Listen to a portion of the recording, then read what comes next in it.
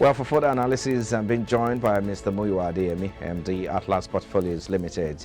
He joins us via the phone call now. Thank you for joining us. We appreciate you. It's a pleasure. It's a pleasure having me on board yet again. Thank you so much, Mr. Frank. Okay. So the equities market extended the bearish sentiment on Monday as the index declined by 0.58%, settling above 53,000 points. So let me ask you, what were the factors behind the negative sentiment today? Okay, well, the major factor that brought the market down today was Presco. Presco over the past 4 weeks had rallied pretty well, and for market watchers, we're looking at it as is it not doing way above its fundamentals, but also not considering the fact that it's a stock that is not very liquid. One felt, well, let's see how it push. But today, eventually, caved way and came down, losing 18 naira. Whooping 18 naira, closed at 160, 162 naira, was at market close. Another stock that also impacted market negatively was GT. GT also lost minimally though, but the volume today was huge. For me, when I see stock trading volumes, even if it comes and it shows there is hope. Hope in the sense that a lot of investors still have belief in that stock, probably because of its fundamentals or potentially what one expects to see in it. And if you look at the gainers are not the kind of stocks that would impact the market positively. For example, we have Trans Express gaining points. We had Nigerian Police Force gaining points. We had James Bank gaining points.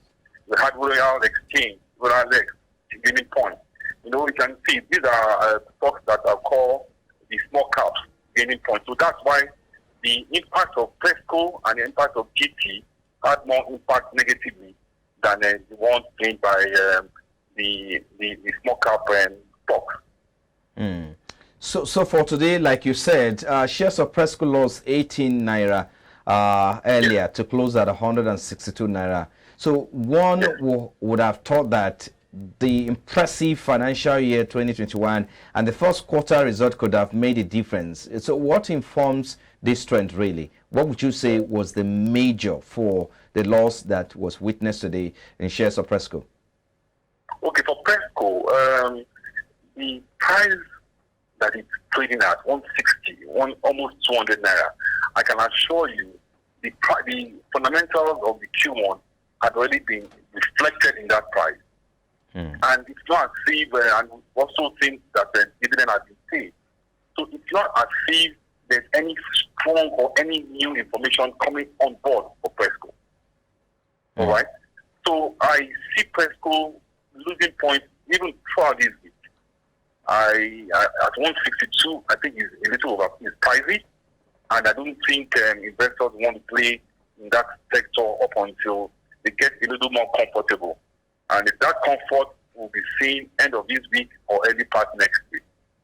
Okay, let's look at some smaller capitalized stocks like MPF Microfinance Bank, UACN, Jais Bank, and of course Livestock witnessed a jump in their share price today. So what informed this rally in this more capitalized stock? For UACN, I recall last week when we had this discussion, I mentioned that UACN was a stock on my radar. For UACN, well, the choice of UACN is, for me, is more around the technical. I looked at the price that it had done in the past, and then I felt UACN at 10 naira, at a little below 10 naira, below 11 naira, doing 11, doing 10, 15 last week. It didn't have any other place to go to, but to go up. UACN should actually be trading around 12 naira right now, between 12 and 13 naira. If you look at the contemporary of UACN, Unilever is touching 15 already. So I see them looking at each other to trade. So if Unilever is doing 1480, 1485, and UACN is doing 1050, of course, there is no other place to go but to go up. that's why I mentioned USN last week.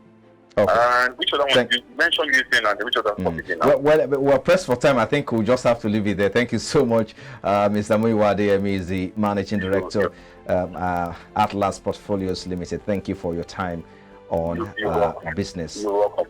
Thank you so much. Thank you so much. Okay, thank you.